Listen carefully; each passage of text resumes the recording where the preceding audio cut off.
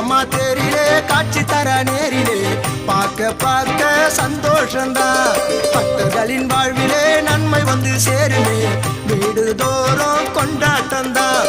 நம்பி வந்தா நீ பக்தி கொண்டா அவ ஆதரிப்பா அன்போடுதான். குழு வச்சு நீ கொண்டாடினா பூஞ்சோலை உன் வாழ்க்கைதான். சித்திர மாச பௌர்ணமி அம்மா போற்றி பாடினி கால நேரம் கூடு நல்ல யோகந்தான்.